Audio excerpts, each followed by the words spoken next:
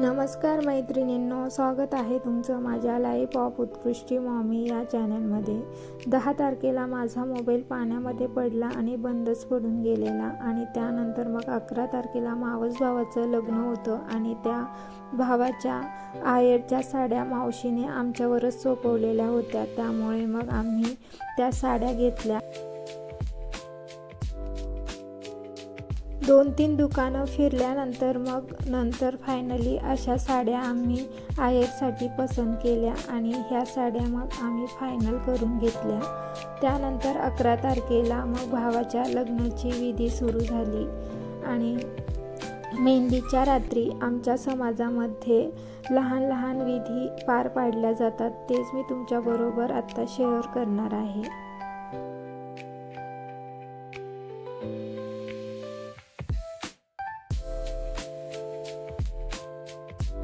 कोणत्याही शुभ कार्याची सुरुवात ही गोड पदार्थाने होत असते। त्यानुसार आमच्या बंजारा समाजाच्या प्रथेनुसार 5 भरलेले पाण्याचे तांब्या, त्याच्यावर गोड पदार्थ ठेवला जातो। त्यानंतर थोडेसे श्लोक बोलले जातात आणि त्याच्यानंतर मग ते जे तांब्या असतात ते आमच्या कुटुंबातील म्हणजे वेगवेगळ्या आडनावाच्या लोकांना मान म्हणून तो दिला जातो। त्यानंतर तो गोड पदार्थ नवरदेवाला दिला जातो व इतर जणांनाही तो वाटला जातो। अशा प्रकारे ही विधी पार पाडली जाते।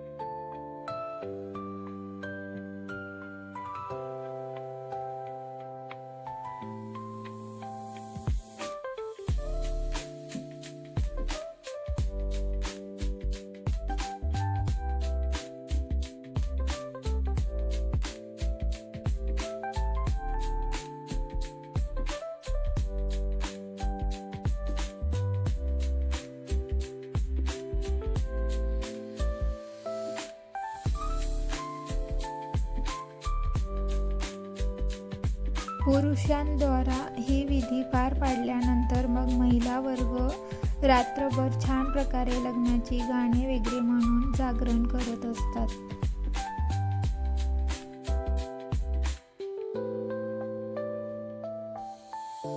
लग्नामध्ये जमा झालेल्या सगळ्या मावशी मामीन ते इथे बसून कार्यक्रम बघण्याचा आनंद घेत आहेत।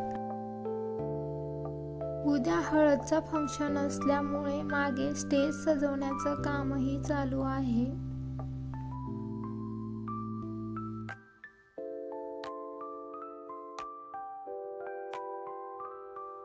मेहंदीच्या दिवशी या सगळ्या विधी पार पाडल्यानंतर आज आहे शुक्रवार आणि आज आहे मावस भावाच्या हळदीचं फंक्शन, त्यामुळे सगळेजण असे सकाळी छान रेडी होऊन गप्पा गोष्टी करत आहेत। आणि आमच्या समाजामध्ये मुलाची हळद ही सकाळी असते आणि मग त्या मुलाची जी उष्टी हळद असते ती नवरीकडे पाठवली जाते आणि मग नवरीला संध्याकाळी हळद लागते। हळदच्या फंक्शनसाठी असे काही आम्ही रेडी झालेलो होतो।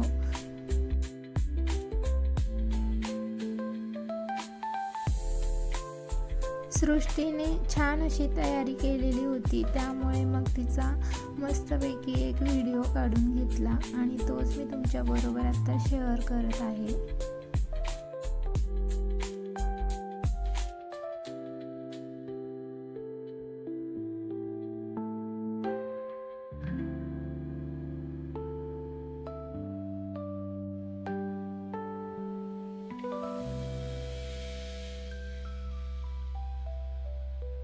त्यानंतर मग मम्मी बरोबरही सृष्टी आणि उत्कर्षचा फोटो काढून घेतला आणि उत्कर्षची तब्येत थोडीशी बरी नव्हती, त्याला उलट्या सुरू झालेल्या होत्या, त्यामुळे सिंपल प्रकारेच मी त्याला रेडी करून घेतलेलं होतं।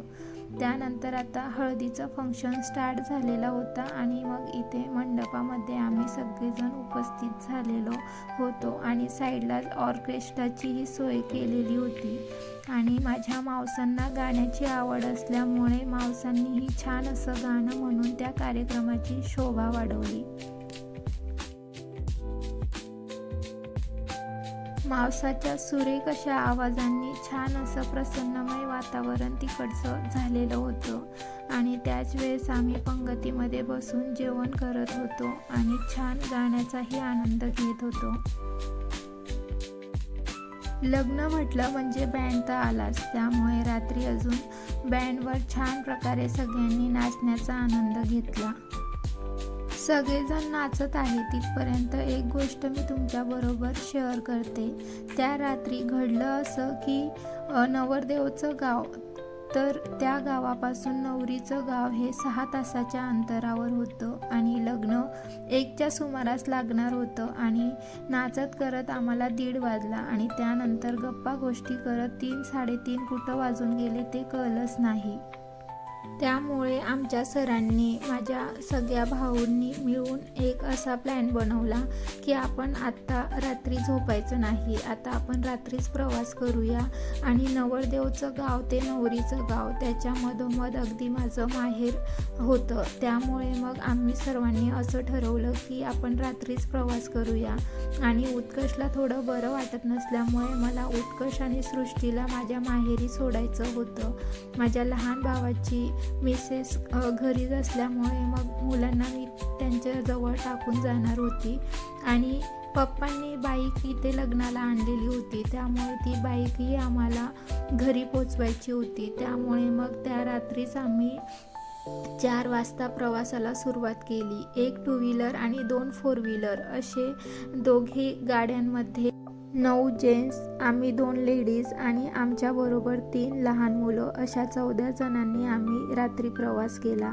आणि प्रवासामध्ये आमचं असं ठरलं की घरी पोचल्यानंतर कोणीही झोपायचं नाही, डायरेक्ट लग्नाला जायची तयारी करायची, कारण लग्नाचं स्पॉट लांब होतं आणि आपण वेळेवर पोचणार नाही. परंतु गाडीमध्ये कोणाचीच व्यवस्थित झोप झालेली नव्हती, त्यामुळे सगळेजण माझ्या माहेरी पोचल्याबरोबर ज्याला जिथे जागा भेटेल तिथे झोपून गेले. त्यानंतर 2-3 तासाची आम्ही झोप घेतली आणि त्याच्यानंतर मग माझ्या लहान भावाच्या मिसेसने पनीरची भाजी पोळी वगैरे बनवलेली होती, ते आम्ही 10-10:30च्या सुमारास जेवलो आणि त्यानंतर मग 11 वाजेला अजून मग लग्नाच्या ठिकाणी जायला निघालो.